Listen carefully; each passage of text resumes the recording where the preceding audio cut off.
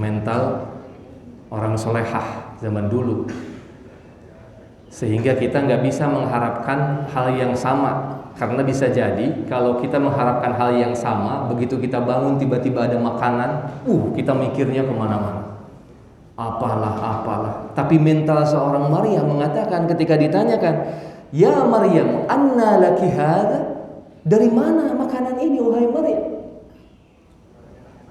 Dengan pedenya Maryam menjawab, huwa min indillah. Masya Allah, ini dari Allah. Ini dari Allah.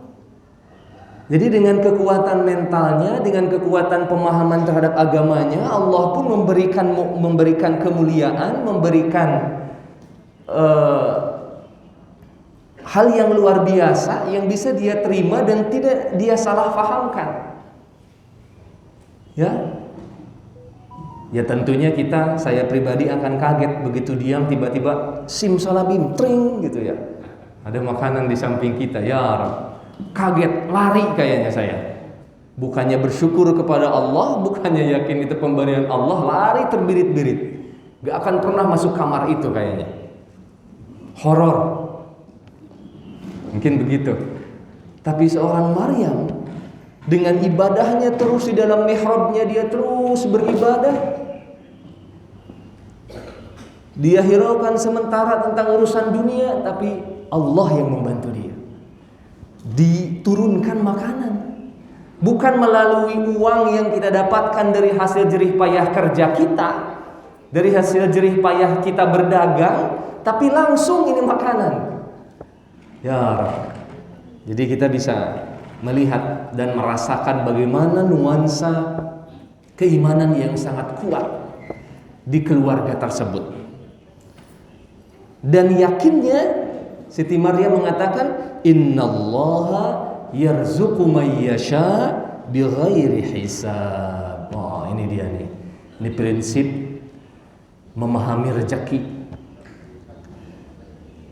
Betul bahwa gaji kita diberikan lewat perusahaan. Betul bahwa uang yang miliaran di dalam rekening kita itu berasal dari dagang atau apapun.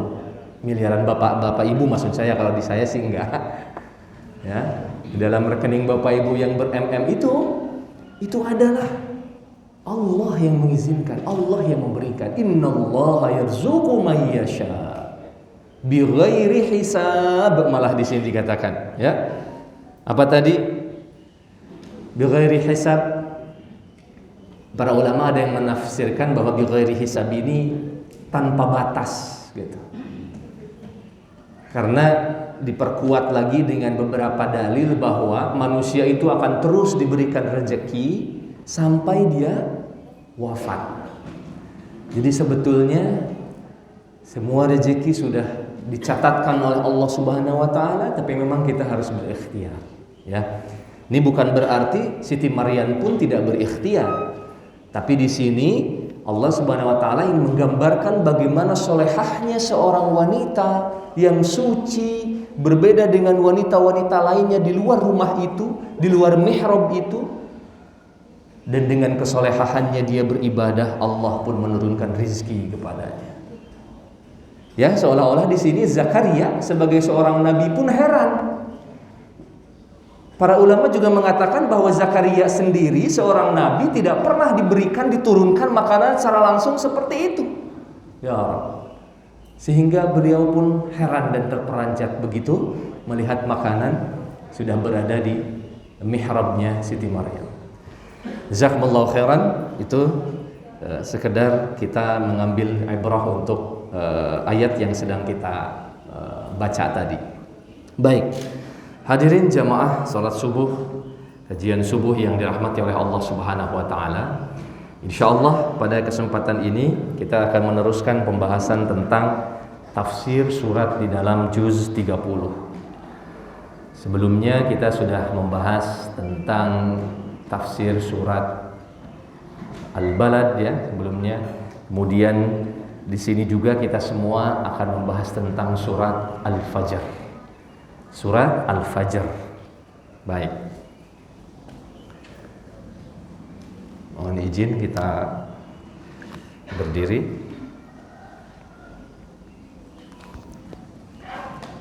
Ini aman ya? Oke, siap. Panjang.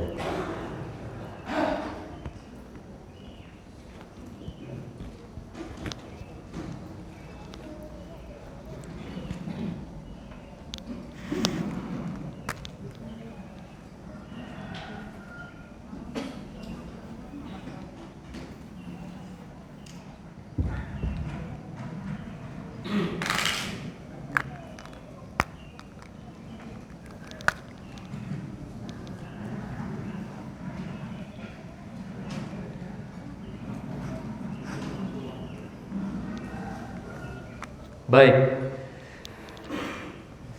Surat Al-Fajr merupakan salah satu surat yang dibuka dengan Al-Qasam, ya, yaitu sumpah. Saya yakin Bapak Ibu sangat sudah paham dengan ini.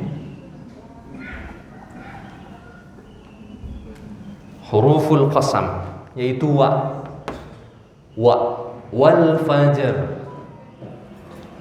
Apakah hanya surat ini yang dibuka dengan huruf qasam? Tidak.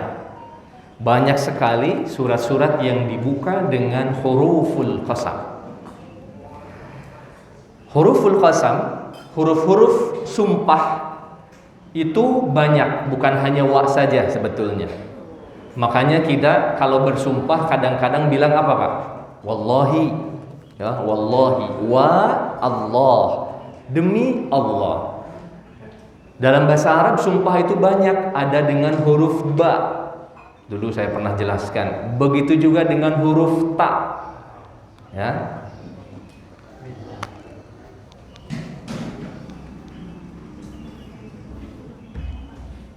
Ini yang cukup populer, ya. Ini yang cukup populer. Wallahi, billahi, tallahi. Nah, ini ya yang cukup populer. Nah, surat ini dibuka dengan huruful qasam. Jadi saya tanya kepada Bapak Ibu, seandainya Bapak Ibu menggunakan sumpah atau demi, itu ingin menyampaikan sesuatu yang seperti apa? Ingin meyakinkan, minimalnya ingin meyakinkan bahwa sesuatu yang kita bicarakan adalah penting. Bahkan kadang-kadang teman kita atau anak-anak zaman now ini, kalau nggak dibarengi dengan demi, katanya, oh demi, padahal demi apa nggak tahu. Makanya diplesetin mie apa, mie goreng. demi gua katanya, ya, anak-anak zaman sekarang. Bahkan dulu saya ketika di Libya, ada teman-teman dari Libya mengatakan, wallahi kam sa'at al-an, wallahi sa'a sabi'ah. Nanya jam aja pakai wallahi. Saya kadang-kadang ketawa juga, ini apaan maksudnya? Jawab jam berapa sekarang? Wallahi jam 6:30. Ngapain harus dengan demi Allah? Memang betul bahwa kata qasam ini merupakan sesuatu yang mudah kita lafalkan, mudah kita ucapkan, dan banyak kita dapatkan di dalam Al-Quran. Wadduha wal laili idza saja, terus semuanya dengan huruf qasam. Tapi bukan berarti kita boleh menggunakannya dengan serampangan seperti itu saja, ya. Apalagi yang kita jaminkan adalah nama yang agung. Ini luar biasa. Yang kita jaminkan adalah nama Allah. Ini yang harus kita sampaikan kepada anak-anak remaja. Ya, meskipun mereka hanya bilang demi, padahal buktinya nggak datang juga nanti. Padahal buktinya nggak ngasih juga. Ya, namanya anak-anak ya. Cuma kita harus sampaikan, harus biasakan. Mulai dari hal yang kecil, bahwa ucapan-ucapan seperti itu harus kita hindari. Biasakan kita berlaku jujur sehingga kita tidak perlu harus mengumbar janji.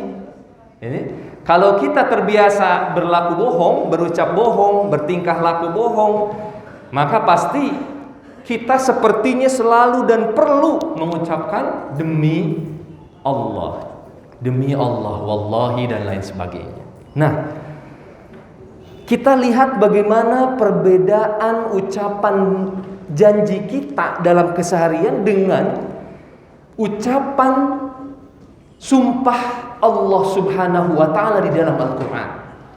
Berbeda jauh, sangat berkualitas. Di antaranya adalah dalam surat Al-Fajr ini. Wal fajr. Situ.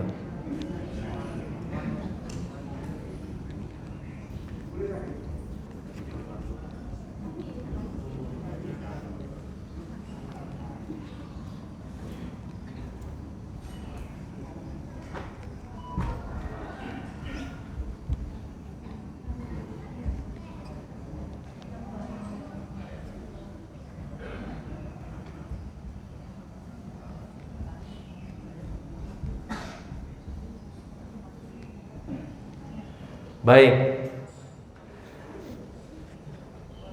Langsung sebanyak 4 ayat di dalam surat Al-Fajr, Allah Subhanahu wa taala bersumpah dengan 4 hal yang sangat agung. Yang pertama, Allah Subhanahu wa taala bersumpah dengan Al-Fajr. Para ulama memang ada yang juga berbeda pendapat apa yang dimaksud dengan fajar di sini. Tapi secara umum Al-Fajr di sini adalah waktu subuh. Waktu subuh. Dan dalam ayat-ayat yang lain seperti dalam surat At-Takwir, kemudian dalam surat Al-Mutaffifin, Allah juga mengatakan was-subhi idza tanaffas. Was-subhi idza asfar. Jadi kadang-kadang Allah Subhanahu wa taala memakai kata as-subh. Kadang-kadang Allah mengatakan dengan Al-Fajr. Nah, Al-Fajr itu lebih luas maknanya daripada As-Subh. Ya. Menurut para ulama, As-Subh itu adalah waktu di mana azan berkumandang sampai tiba waktunya sebelum syuruk. Itu As-Subh. Ya, jadi seolah-olah As-Subh ini adalah waktu sholat subuh. Begitu matahari idza tanaffas, begitu cahaya, begitu terang semakin menjadi terang. Was-subhi idza tanaffas. Tetapi kalau Al-Fajr maknanya luas, tidak terlalu terbatas oleh waktu sebetulnya. Karena Al-Fajr ini adalah waktu di mana Allah dan malaikatnya juga turun ke bumi untuk melihat hambanya yang sujud kepadanya.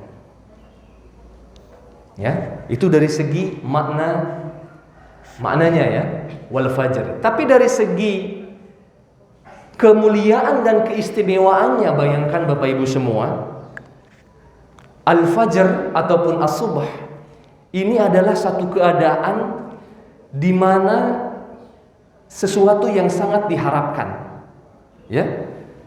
Bayangkan kalau kehidupan ini malam terus, ya. Gelap gulita terus, ya. Rasa-rasanya kita pun tidur nggak mungkin harus berjam-jam, ya.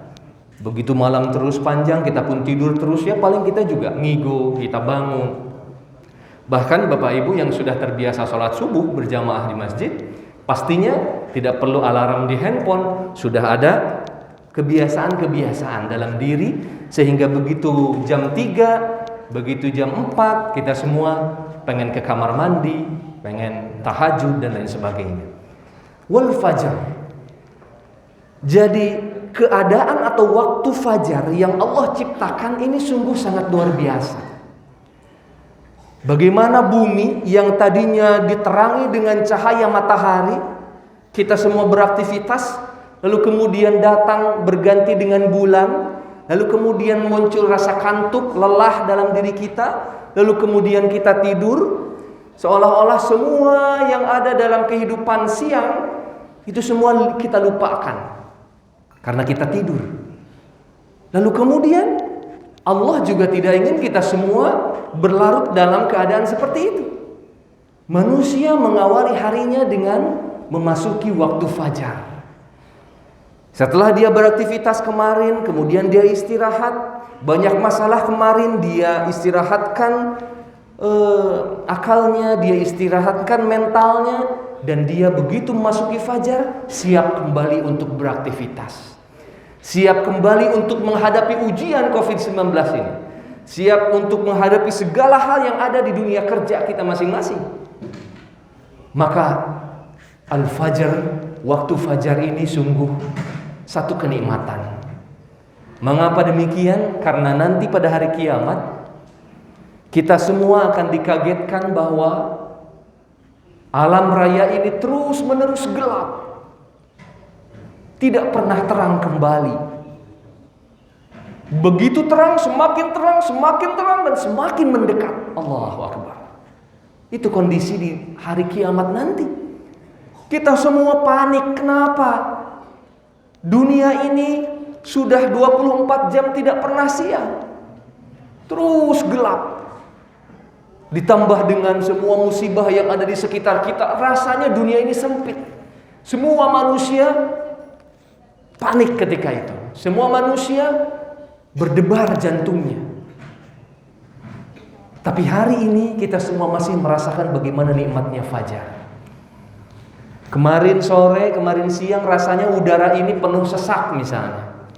Tapi begitu memasuki fajar, alhamdulillah kita hirup udara dengan segar. Bahkan banyak di antara kita yang diuji Allah oleh satu penyakit, ya diharuskan untuk keluar subuh untuk menghirup udara sampai paru-parunya kembali terolah, kembali bersih, dan terus seperti itu. Wal fajar. Maka bedanya dengan sumpah kita, kalau kita dalam sehari-hari bilang demi Allah untuk sesuatu yang biasa-biasa saja. Demi Allah tadi saya datang kok jam segini ke kantor. Demi Allah saya udah kerjakan itu kok. Demi Allah saya sudah bayar itu kok. Tapi Allah di sini bersumpah dengan al-fajr, dengan satu waktu yang Dia ciptakan untuk memberikan kenikmatan kepada manusia. Adakah di antara manusia yang bisa menyaingi dengan ciptaan Allah ini? Tidak ada. Yang kedua, walayalin asr. Dan demi malam yang terus meninggalkan dan silih berganti. Walayalin asr. Dan demi malam yang 10. Nah, disinilah para ulama berbeda pendapat. Apakah yang dimaksud dengan malam yang 10 ini? Dengan mudah kita bisa jumpai di dalam tafsir bahwa para ulama secara umum berbeda kepada dua pendapat. 10 malam di sini maksudnya adalah 10 hari pada bulan Zulhijjah. Ya. Ada juga yang berpendapat bahwa 10 hari di sini adalah 10 hari malam Lailatul Qadar. Nah, mana yang betul? Jadi di sini setelah Allah bersumpah dengan waktu fajar yang begitu memberikan kemuliaan untuk kita, Allah juga bersumpah untuk satu keadaan malam yang 10. Pak Ustadz, kenapa sih Allah di dalam Al-Quran banyak memberikan teka-teki? Gitu ya, seolah-olah ini teka-teki membuat kita harus berpikir. Kenapa Allah nggak jelasin walayalin asr, langsung aja misalnya walayalin asri min syahri Dzulhijjah atau walayalin asri min lailatul qadar. Banyak sekali ayat-ayat di dalam Al-Quran yang memang tidak Allah jelaskan, sehingga merupakan satu hal yang maklum, merupakan suatu hal yang wajar jika para ulama berbeda pendapat. Tapi yang berpendapat bukan kita, yang berpendapat bukan saya, tapi yang berpendapat adalah para imam mujtahid. Ya, mereka yang memiliki kewenangan untuk memikirkan apa yang dimaksud oleh ayat tersebut. Ya, biasanya mereka yang pakar dalam segala hal, pakar dalam bahasa, pakar dalam Al-Quran, pakar dalam fikih, pakar dalam tafsir, semuanya. Ya, seperti halnya diantaranya para mufassir, Imam Ibnu Katsir, Imam At-Tabari, dan para imam-imam yang lainnya. Nah, oleh karena itu ada juga ulama yang mengkompromikan, ya. Jadi dikala ada dua beda pendapat, biasanya sikap kita mencari pendapat yang lebih kuat, betul ya? Kalau ada dua pendapat, kita biasanya mengambil pendapat yang lebih kuat. Atau juga misalnya mengambil pendapat yang lebih rajih istilahnya. Tetapi bisa juga mengkompromikan. Para ulama yang mengkompromikan mengatakan layal di sini meskipun lafadznya lailun, ya berasal dari kata lailun, itu biasanya diartikan dengan malam. Tapi dalam beberapa sumber juga dikatakan lailun atau layalun itu hari secara penuh. Ya. Maka walayalin asrin di sini dikompromikan. Para ulama yang mengkompromikan mengatakan 10 hari yang dimaksud adalah 10 siang hari di dalam bulan Zulhijjah dan 10 malam hari dalam Lailatul Qadar. Jadi 10 siang terbaik di selama 1 tahun adalah 10 pertama bulan Zulhijjah. Dan 10 malam terbaik dalam 1 tahun adalah Lailatul Qadar. Nah, jadi dengan mengkompromikan itu kita semua memuliakan semuanya. Jadi kita yakin bahwa 10 hari yang Allah maksud di dalam ayat ini adalah kalau siangnya itu adalah Zulhijjah, kalau malamnya itu adalah Lailatul Qadar. Allah bersumpah dengan 2 waktu mulia ini. Apa kemuliaan di dalam bulan Zulhijjah?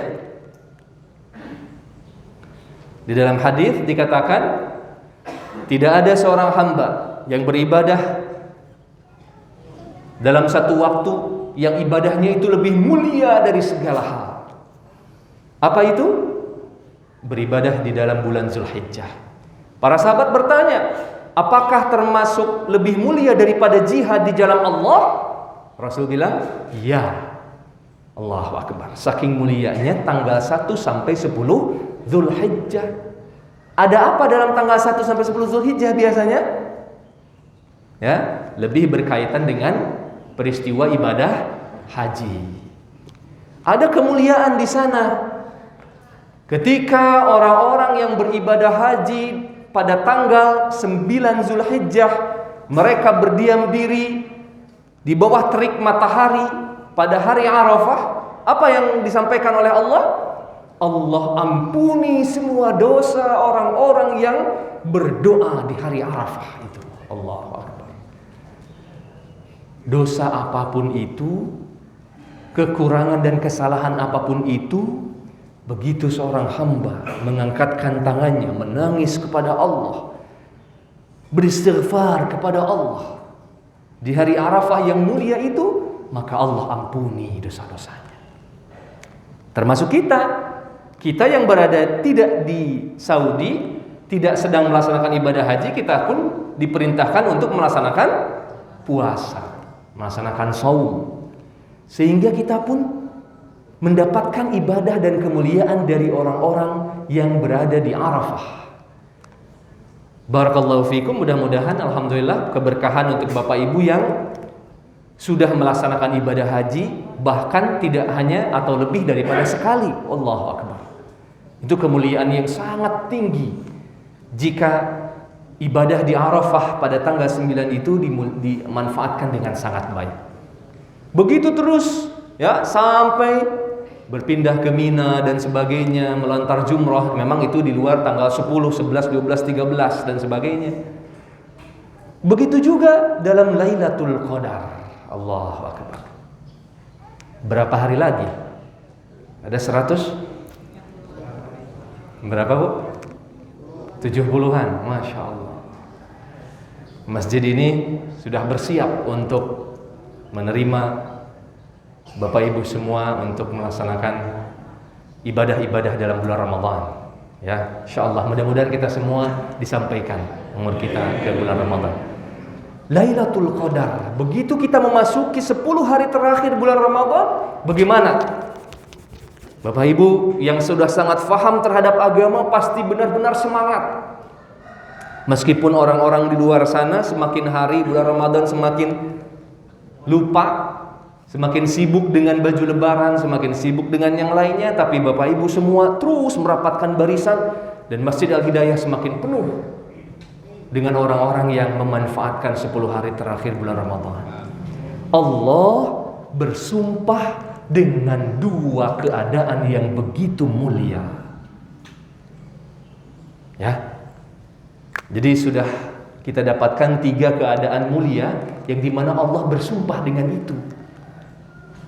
Jadi bayangkan kalau kita saja bersumpah dengan kata Allah, demi Allah, karena Allah itu adalah pencipta kita dan Tuhan kita yang sangat luar biasa. Allah sendiri bersumpah dengan Al-Fajr wa layalin ashr. Jadi tidak mungkin Allah Subhanahu wa taala bersumpah dengan sesuatu yang sepele. Betul tidak? Namanya bersumpah pasti dengan sesuatu yang besar, sesuatu yang dahsyat, sesuatu yang penuh dengan kemuliaan. Makanya di sini Allah bersumpah dengan itu, sehingga memberikan kesadaran kepada kita, oh ternyata waktu fajar 10 hari pertama bulan Dzulhijjah, 10 hari terakhir bulan Ramadan adalah waktu-waktu mulia karena Allah pun bersumpah dengan 3 waktu itu. Kalau kita masih saja merasa biasa aja kita kayaknya di waktu-waktu itu, ya berarti kita memang perlu untuk melembutkan hati. Karena Allah sendiri bersumpah dengan 3 keadaan itu. Kita lanjutkan, wasyaf'i wal watr. Dan demi yang genap dan yang ganjil. Dan demi yang genap dan yang ganjil. Ya, penuh dengan teka-teki, betul Bapak Ibu? Ya. Sehingga memang orang-orang liberal misalnya, orang-orang jaringan Islamiyah liberal katanya, itu mereka menafsirkan ayat-ayat seperti ini sekehendak mereka. Padahal kita belum tahu bagaimana kesolehan mereka, bagaimana kualitas pemahaman mereka terhadap agama, bahasa Arab, fikih, tafsir, sejarah, dan lain sebagainya. Tapi mari kita cukupkan mengambil pendapat dari apa yang disampaikan oleh para ulama. Baik, wasyaf'i wal watr. Karena ini merupakan satu kalimat yang tidak detail Allah jelaskan, maka memang lagi-lagi di sini para ulama berbeda pendapat. Apakah yang dimaksud dengan genap, asy-syafa'? Lalu apa yang dimaksud dengan al-watr atau al-witr, ganjil? Ya. Para ulama ada yang mengaitkan dengan ayat sebelumnya. Ya. Jadi kembali ke sini. Ada juga ya. Jadi di antara pendapatnya adalah yang dimaksud bilangan genap dan yang ganjil itu kembali ke Dzulhijjah dan Lailatul Qadar itu sendiri. Jadi baik yang genap maupun yang ganjil adalah satu keadaan, satu waktu yang mulia, yang dimana Allah bersumpah dengan keadaan itu. Benar bahwa ada juga takhsis di dalam hadis bahwa dalam Lailatul Qadar misalnya yang paling mulia adalah yang ganjil atau juga 27 kemudian dan lain sebagainya. Ya.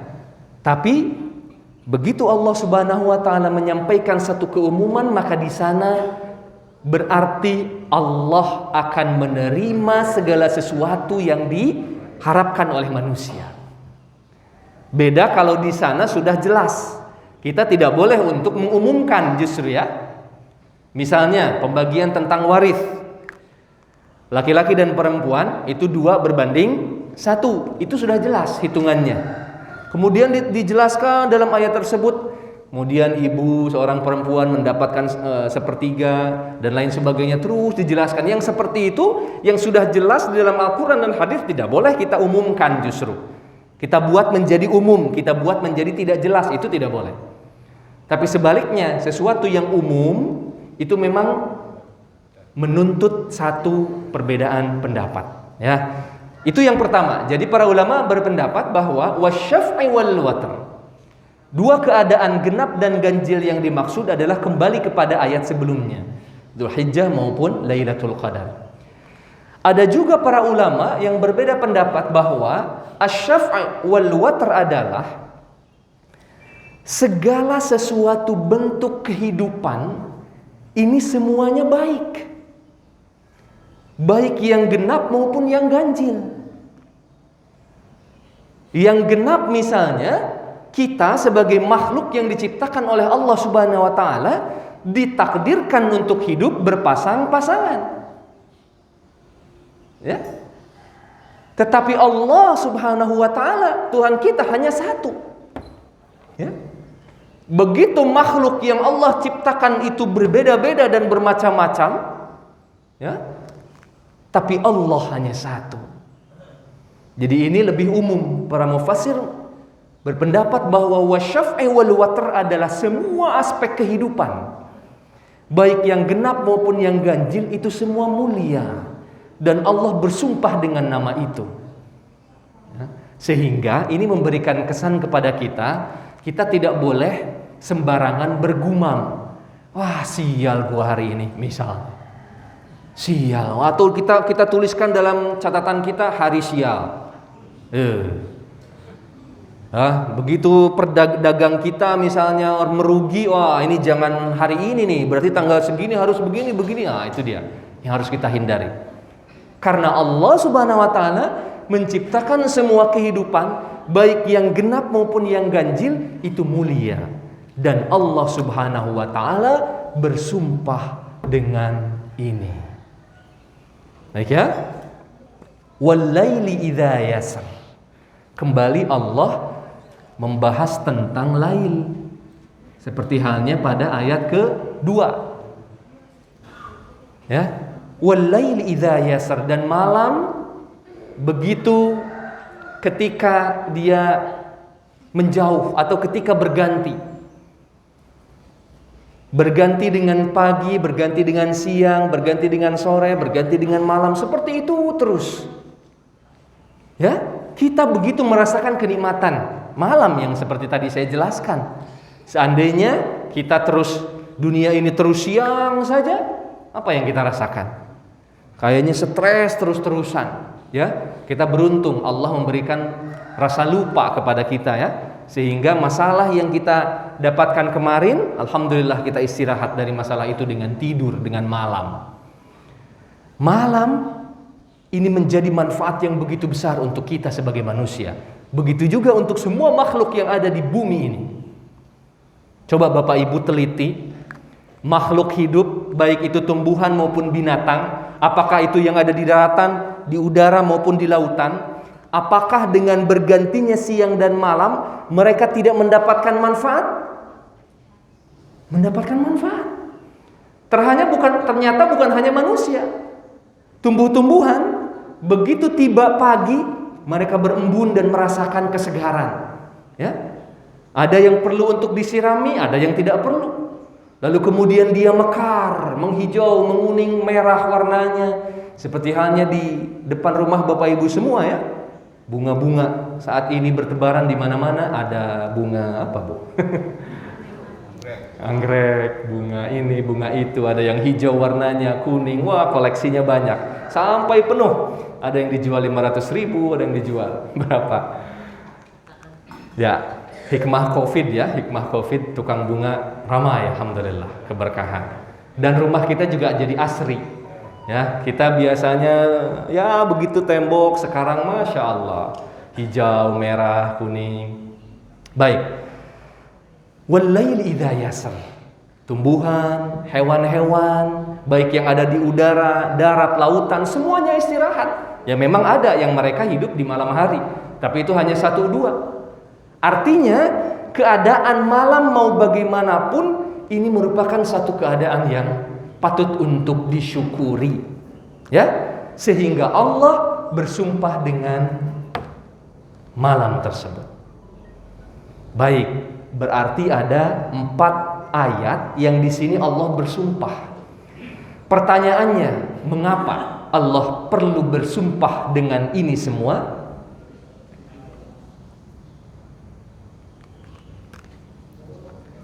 Lanjutkan, jawabannya bisa kita lihat dalam ayat kelima. Hal fi dzalika qasamun lidhi hijr. Ya. Hal fi dzalika qasamun. Lihat di sini. Allah sendiri mengatakan hal fi dzalika qasamun. 4 sumpah ini lidhi hijr, apakah ini benar-benar dirasakan dan akan dirasakan untuk orang-orang yang mempunyai akal yang baik? Ya, lidhi hijr, hijr itu bermakna akal. Kalau secara bahasa hijr ini adalah ya batasan, ya, hijr atau hujrah. Hujrah itu kamar, ya, kamar itu ada dinding, ada batasan, ya, itu asal kata dari hijr. Tapi yang dimaksud ini adalah akal yang bisa membatasi pikiran-pikiran manusia sehingga tidak lari begitu saja, terbatasi dengan keimanan kepada Allah. Itulah ciri orang-orang ilmuwan yang beragama Islam atau yang beriman kepada Allah Subhanahu wa taala.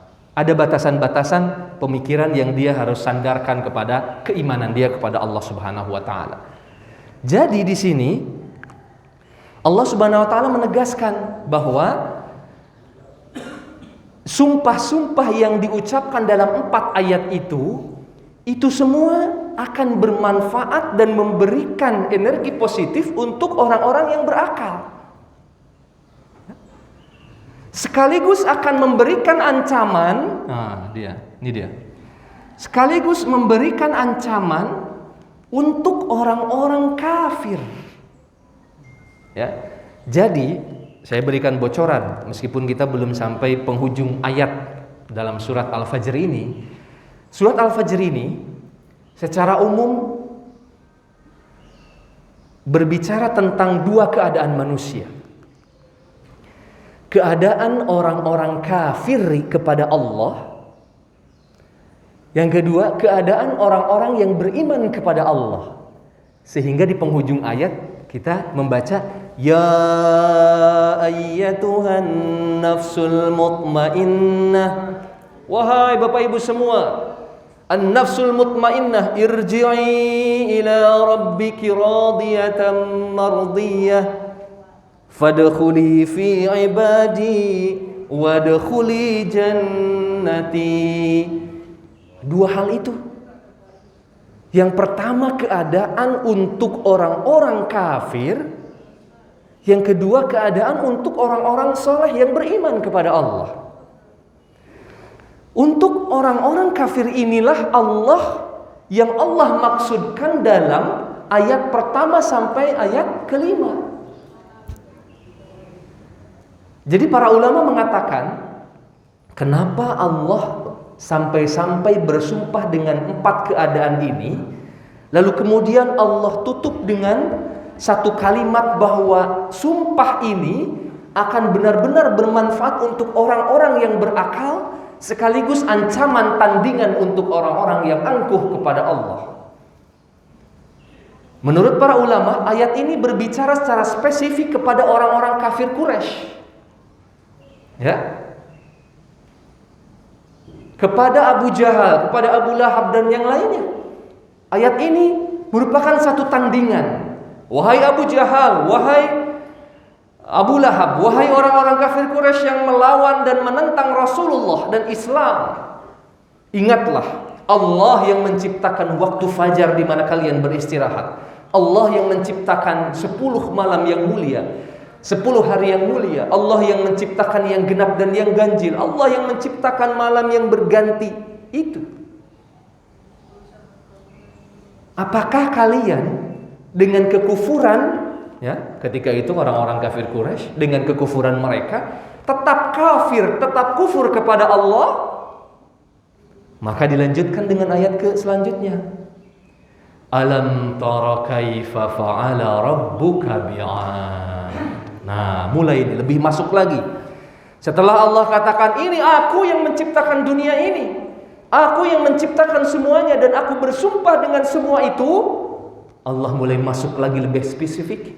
Alam tara kaifa fa'ala rabbuka bi'ad. Hei kalian orang-orang kafir yang melawan Rasulullah, yang menandingi Rasulullah, yang melempari Rasulullah, yang ingin membunuh Rasulullah, yang membunuh para sahabat yang Rasulullah cintai. Alam tara kaifa fa'ala rabbuka bi'ad. Apakah kamu enggak melihat nasib orang-orang atau kaum Ad yang dulu aku musnahkan? Ya. Kaum Ad ini menurut para mu'arrikh, para ahli sejarah adalah orang Arab pertama. Ya, kaum Ad ini adalah orang Arab pertama. Kalau dikaitkan dengan Nabi Nuh, memang ini adalah keturunan Nabi Nuh. Lalu ke Sam, ya. Kemudian Sam mempunyai anak sampai ke Iram.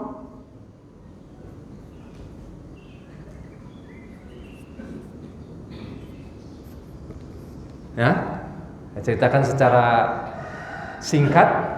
Ya, Nabi Nuh begitu muncul azab yang Allah turunkan dengan banjir yang begitu besar, hanya sedikit, kurang lebih menurut para ulama hanya 80 orang yang tersisa.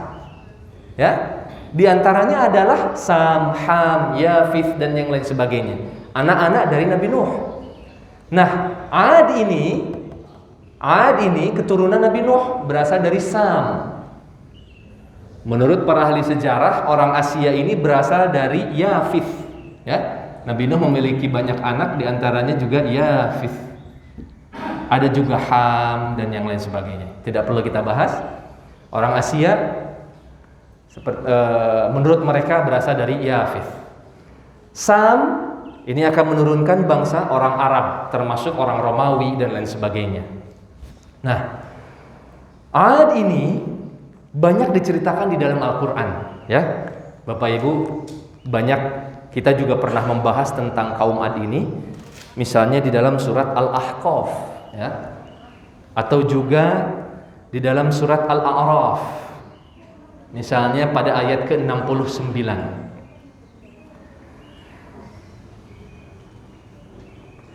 Allah Subhanahu wa taala berfirman, "Wadhkuru idz ja'alakum khulafa'a mim ba'di qaumi Nuhin."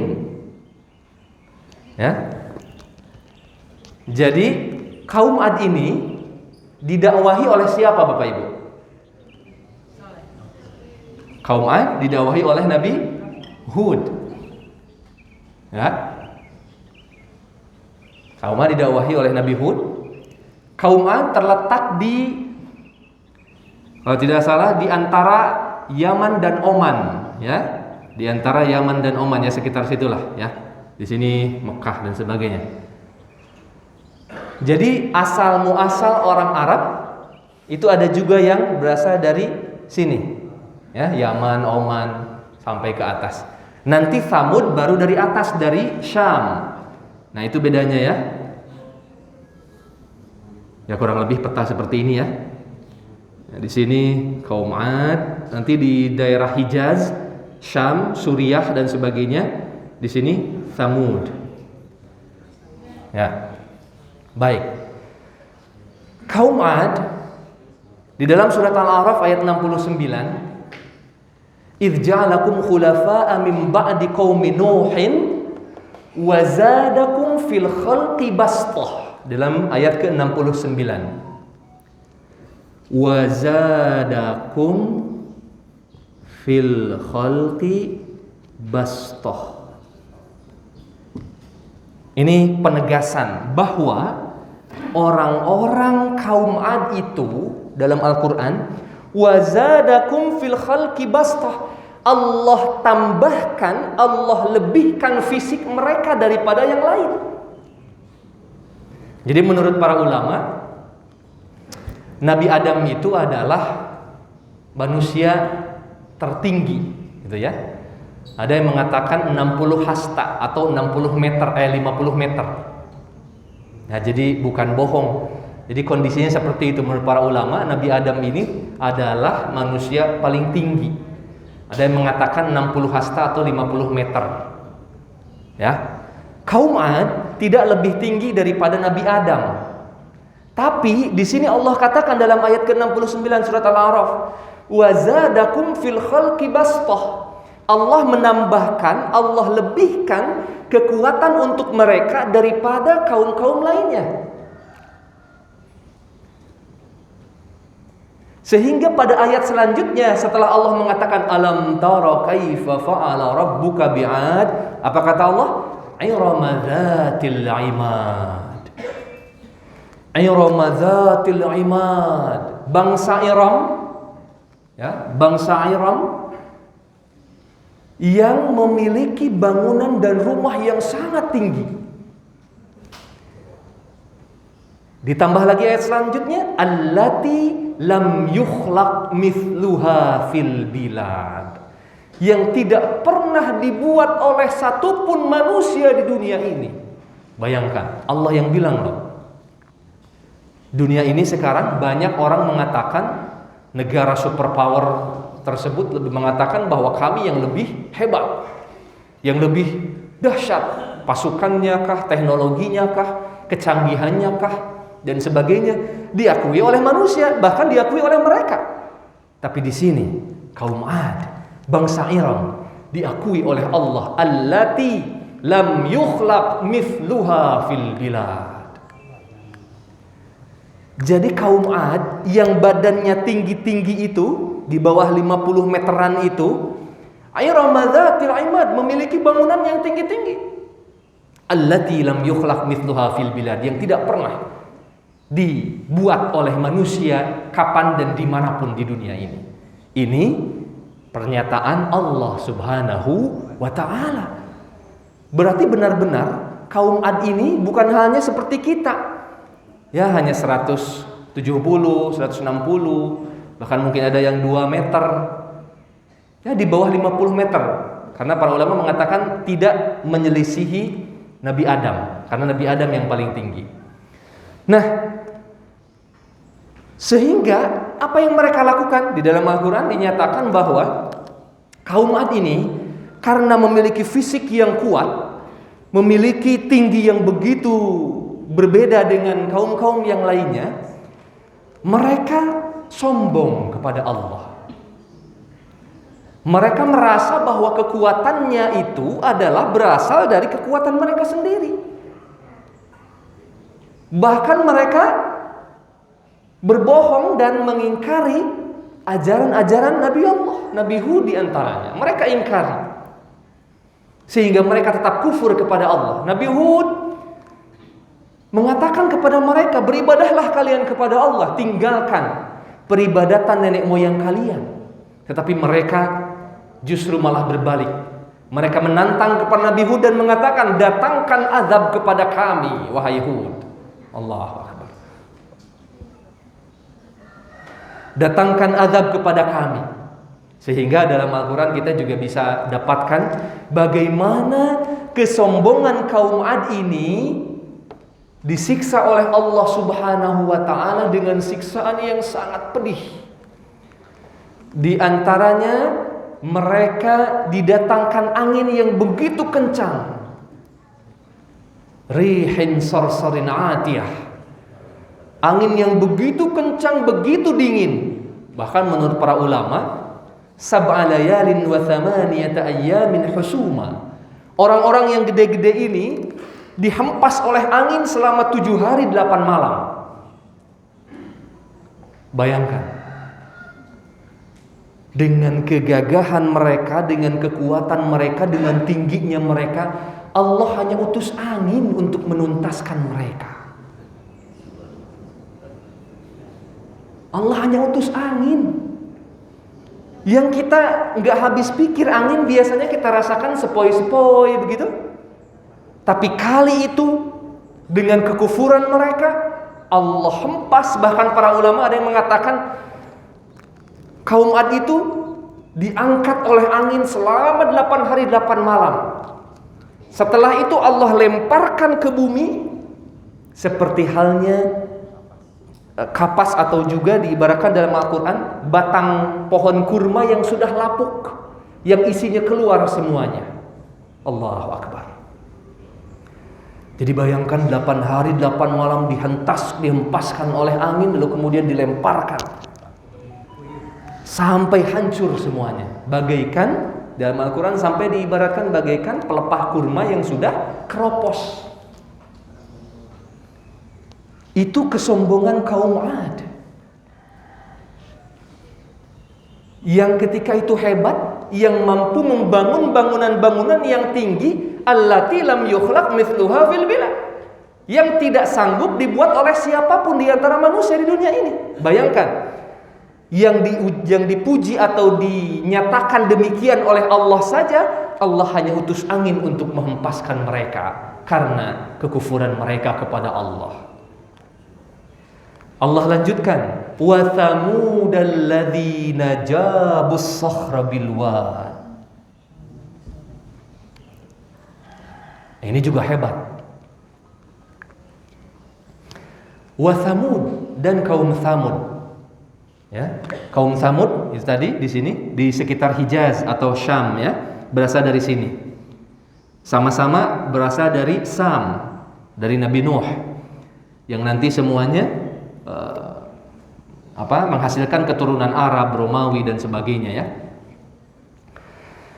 Kaum Thamud di dalam ayat surat Al-A'raf ayat 74 diceritakan bahwa tattakhizuna min suhuliha qusura. Kaum Tsamud ini mampu membuat istana, kata Allah. Istana yang begitu megah. Wa tanhitunal jibala buyuta. Nah, ini yang luar biasa. Wa tanhitunal jibal.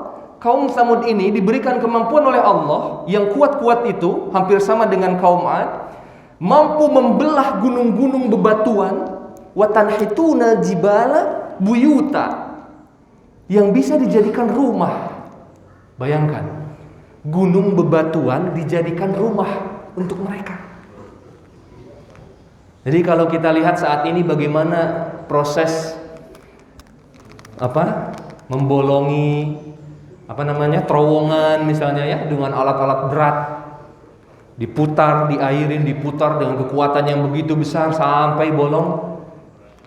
Dulu bahkan Allah yang menyatakan wa thamudal ladzina jabus sakhra bil wad. Gunung-gunung yang bebatuan itu orang-orang Tsamud mampu jadikan rumah untuk mereka sendiri. Nggak tahu gimana caranya ini. Jadi saking fisiknya kuat, saking gedenya mereka, bebatuan saja mereka bisa jadikan rumah untuk mereka. Rumah batu. Wa tanhituna jibala buyuta. Ini bukan perkataan saya, di dalam Al-Quran. Surat Al-A'raf ayat 74, silahkan dibuka. Mereka membuat istana dan mereka bongkar gunung-gunung bebatuan menjadi rumah-rumah. Baik, berarti sudah ada dua umat yang Allah ceritakan untuk mengancam orang-orang yang kafir, betul tidak? Wahai Abu Lahab, wahai Abu Jahal, kamu manusia hanya setinggi 170 meter. 170 cm. Meter ya, betul ya? Sentimeter, ya maaf. Mungkin ya 2 meter lah. Paling tinggi mungkin 2,3, 2,5. Mungkin ada ya orang Arab karena tinggi-tinggi. Tapi lihat kaum Ad yang badannya tinggi-tinggi, yang dia mampu melakukan apapun. Kemudian kaum Tsamud yang dia mampu memotong gunung bebatuan untuk dijadikan rumah. Apa cerita akhir hidup mereka? Diazab oleh Allah Subhanahu wa ta'ala. Jadi kaum Tsamud itu di dalam Al-Quran dikatakan ditimpa oleh suara yang menggelegar sampai mereka hancur berkeping-keping. Ada yang mengatakan gempa, ada yang mengatakan meteor, ada yang mengatakan ini dan itu. Tapi istilah di dalam Al-Quran itu suara yang begitu menggelegar, yang menghancurkan mereka. Bayangkan, lagi-lagi tadi kaum Ad dihancurkan oleh angin, kaum Tsamud yang gagah itu, yang kuat itu dihancurkan oleh suara yang menggelegar dan mereka hancur. Ayat selanjutnya, wa fir'auna dzil autad. Siapa yang tidak kenal? Kenal sih enggak ya, Bu? Tapi tahu ya. Wa fir'auna dzil autad. Umat ketiga yang Allah singgung di sini untuk memberikan ancaman kepada orang-orang kafir, bahkan bukan hanya untuk Abu Jahal, Abu Lahab, untuk umat saat ini. Yang kufur kepada Allah, yang sombong kepada Allah, yang sombong dengan ilmunya, kekuatannya, segala sesuatunya. Ingat, dulu sudah ada kaum Ad, dulu sudah ada kaum Tsamud, dan dulu sudah ada Fir'aun. Fir'aun mungkin agak kekinian nih, daripada Tsamud, daripada Ad. Ya memang hidupnya juga pada zaman Nabi Musa, ya lebih ke sini, lebih kekinian. Dia punya pasukan banyak, dia punya istana, dia punya segalanya. Bahkan dia memproklamirkan dirinya sebagai Tuhan. Wal'iyadzubillah. Wal'iyadzubillah. Fir'aun yang begitu hebat itu ternyata sama. Karena dia kufur kepada Allah, nasibnya sama dengan kaum Ad, nasibnya sama dengan kaum Tsamud. Jadi di sini jelas orang-orang kafir yang membanggakan kekuatannya, membanggakan segala sesuatunya. Dulu ada kaum Ad, dulu ada kaum Tsamud, dulu ada Fir'aun yang memiliki kepemerintahan yang begitu kokoh mungkin ya, dengan menteri-menterinya, dengan kekayaan negaranya, dengan segala sesuatunya. Tapi dengan kekejamannya dan kebengisannya dan kesombongannya kepada Allah, wa fir'auna dzil autad. Dzil autad, autad itu bermakna pasak. Nah, di sini juga memang difahami berbeda oleh para ulama. Autad, pasak. Apa sih yang dimaksud pasak? Ada yang mengatakan bahwa pasak di sini adalah Fir'aun memang membuat struktur kepemerintahan yang mengakar gitu. Mengakar bukan dengan keadilannya, tapi mengakar dengan kekejamannya. Sehingga semua manusia yang hidup di dunia ketika itu tahu bagaimana kekejaman Fir'aun. Ya, yang mempunyai pasak, ada juga yang mengatakan pasak di sini adalah pembela, pendukung. Siapa? Pasukan-pasukannya. Ya, pasukan-pasukannya yang hebat-hebat itu yang mengejar Nabi Musa sampai ke pinggir lautan. Lalu kemudian Nabi Musa dan umatnya tidak bisa lagi berpikir dan bagaimana caranya ini. Tapi Nabi Musa menunjukkan kualitas keimanannya. Umatnya berkata, wahai Musa, inna lamudrakun. Wahai Musa, musuh sudah melihat kita, apa yang harus kita lakukan? Di depan kita lautan. Nabi Musa hanya diperintahkan untuk memukulkan tongkat, tanpa dia tahu apa yang akan terjadi setelah itu. Ya, ini kualitas keimanan Nabi Musa.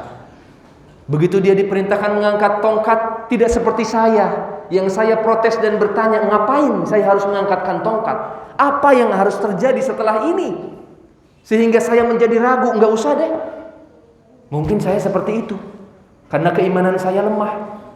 Tapi Nabi Musa, dengan begitu yakinnya, ketika Fir'aun dan bala tentaranya mengacungkan pedang, akan menghabisi mereka dan di hadapan mereka lautan, Nabi Musa diperintahkan mengangkat tongkat dan memukulkannya. Nabi Musa lakukan. Lalu kemudian mereka terbelalak dengan satu mukjizat yang begitu luar biasa. Tidak pernah terfikir dari mereka bisa jalan di lautan. Tidak pernah berpikir di mereka ada jalan yang bisa terbuka sehingga air tidak menghempaskan mereka. Allahu Akbar. Itulah keadaan mereka ketika itu. Dan begitu Nabi Musa dan umatnya berhasil lari, Fir'aun pun menghampiri mereka dan Allah azab dengan menutup kembali air itu. Lalu kemudian Fir'aun baru ingat kepada Allah ketika rohnya sudah berada di tenggorokan. Tapi Allah katakan, "Al-an, baru sekarang kamu beriman kepada Allah, wahai Fir'aun." Lelepin aja. Itu pencitraan aja ya, bukan begitu. Tapi ya begitu, dalam Al-Quran kan begitu. Al-an, kata Allah, baru sekarang kamu ingat kepada Allah. Tidak Allah ampuni, dia terus tenggelam, dan tenggelam.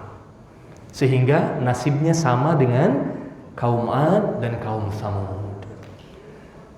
Baik. Sehingga sampai ayat keempat tadi ya, Allah menyampaikan kepada kita tentang sumpah.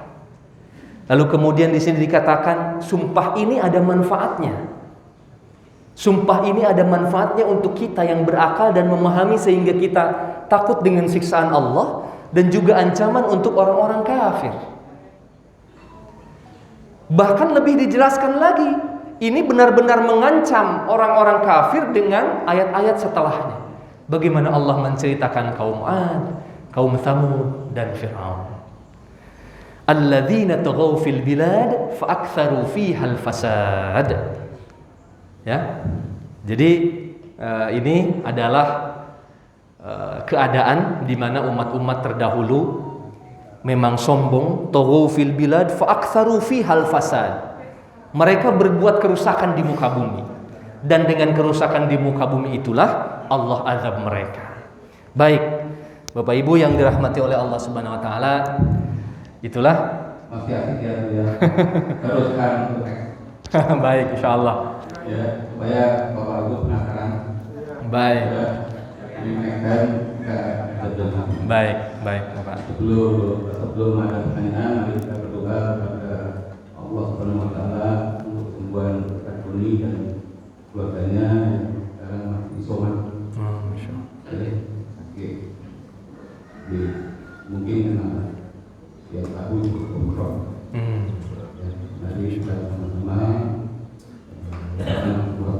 juga bagi Bapak. بسم الله الرحمن الرحيم الرحمن الرحيم مالك يوم الدين اهدنا الصراط المستقيم صراط الذين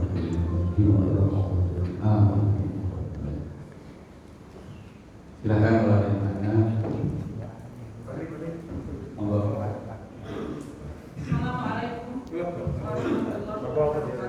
Waalaikumsalam. Baik Ibu.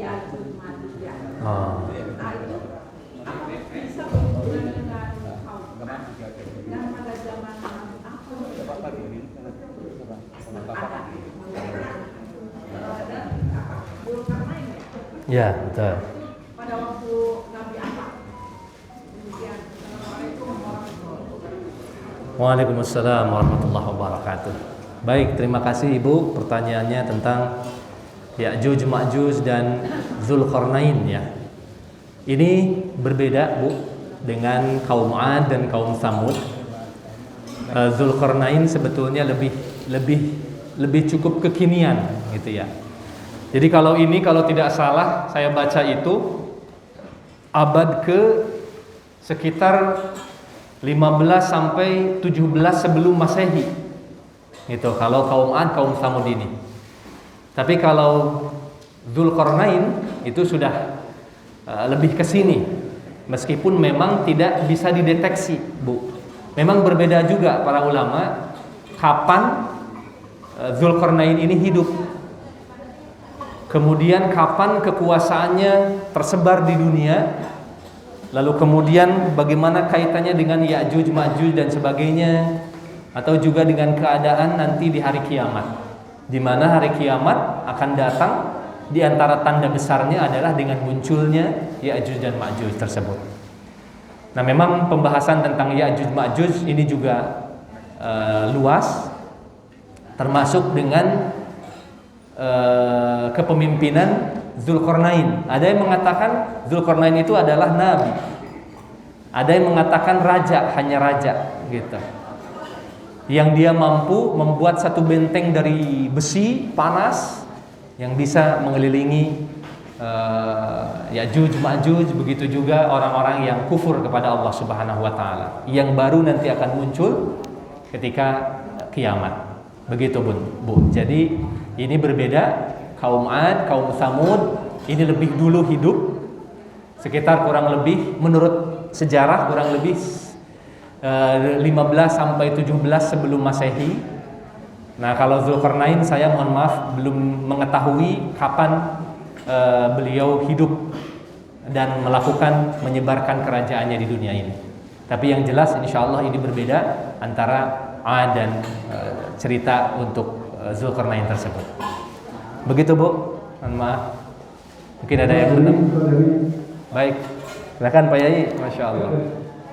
Ini ada permohonan doa Baik. dari sahabat kita Mas Sugi dan Ibu Anda untuk putri tercintanya Hasna Abdari Suhartono binti Budi Suhartono yang saat ini bertambah umur dan sedang ujian semester di Jerman. Masya Allah. Ya, kedua, mohon doanya untuk adiknya juga Masya Mas Allah. Dedi Barakallah. Tiba Wahyu Nugroho Isi Marudin yang akan menikah 15 Februari 2020. Masya Semoga Allah. untuk putri Nanda tercinta ini Hasna Abdari Baik. Baik, terima kasih. Bismillahirrahmanirrahim. Ala hadhihi niyyah salihah wa kulli niyyatin khalisah. Al-Fatihah. A'udzu billahi minasyaitonir rajim. Bismillahirrahmanirrahim. Alhamdulillahi rabbil alamin. Arrahmanir rahim. Maliki yaumiddin. Iyyaka na'budu wa iyyaka nasta'in. Ihdinas siratal mustaqim. Siratal ladzina an'amta 'alaihim ghairil maghdubi 'alaihim waladdallin. Amin. Mudah-mudahan segala hajat dan keperluan Ananda untuk ujian, untuk menikah dan sebagainya dimudahkan oleh Allah Subhanahu wa taala, diberikan keberkahan, dimudahkan dalam menjawab soal-soal dan dimanfaatkan ilmunya. Kemudian yang menikah mudah-mudahan sakinah, mawaddah, warahmah. Mudah-mudahan yang diundang Bapak Ibu bisa hadir dan mendoakan untuk mempelai nantinya. Amin ya rabbal alamin. Terima kasih Pak Yai atas informasinya. Baik. Baik, dari Bapak silakan. Oh, Bapak sudah pegang mic. Silakan Pak.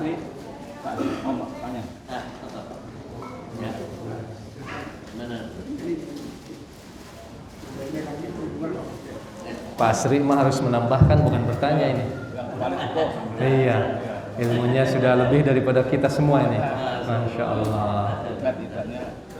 Istiqomah, betul, Masya Allah. Waalaikumsalam. Saya ingin bertanya, itu bekas-bekas bangunan dari Taat, seperti dari bangunannya, itu dari kaum apa itu? Jadi yang bangunan tinggi itu tidak ada.